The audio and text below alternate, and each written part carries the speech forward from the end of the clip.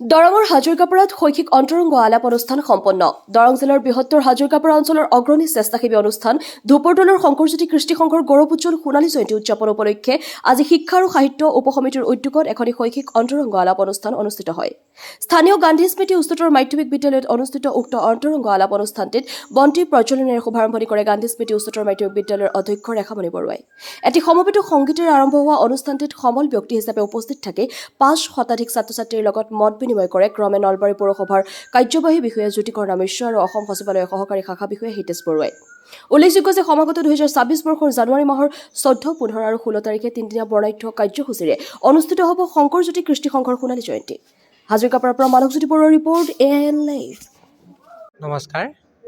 শংকৰজ্যোতি কৃষ্টি সংঘ হাজৰিকাপাৰাৰ ধুপৰতলৰ সোণালী জয়ন্তী উপলক্ষে শিক্ষা আৰু সাহিত্য শাখা সমিতিৰ উদ্যোগত হাজৰিকাপাৰা অঞ্চলৰ ছাত্ৰ ছাত্ৰীসকলৰ শৈক্ষিক বিকাশৰ উদ্দেশ্য আগত ৰাখি আজি গান্ধী স্মৃতি উচ্চতৰ মাধ্যমিক বিদ্যালয় হাজৰিকাপাৰাত এখনি শৈক্ষিক অন্তৰংগ আলাপ অনুষ্ঠিত কৰা হৈছে।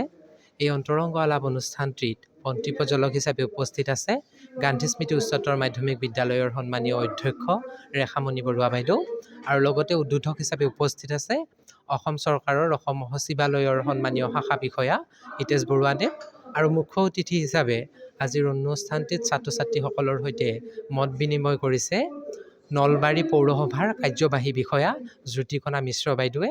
সমগ্ৰ হাজৰিকাপাৰা অঞ্চলৰ ছাত্ৰ ছাত্ৰীসকলে আহি ইয়াত অংশগ্ৰহণ কৰিছে আৰু অনাগত সময়ত হাজৰিকাপাৰাৰ অঞ্চলৰ ছাত্ৰ ছাত্ৰীসকলৰ শৈক্ষিক বিকাশৰ ক্ষেত্ৰত এই অনুষ্ঠানটিয়ে বিশেষ অৰিহণা যোগাব বুলি আমি শিক্ষা আৰু সাহিত্য শাখা সমিতিয়ে অনুভৱ কৰিছোঁ।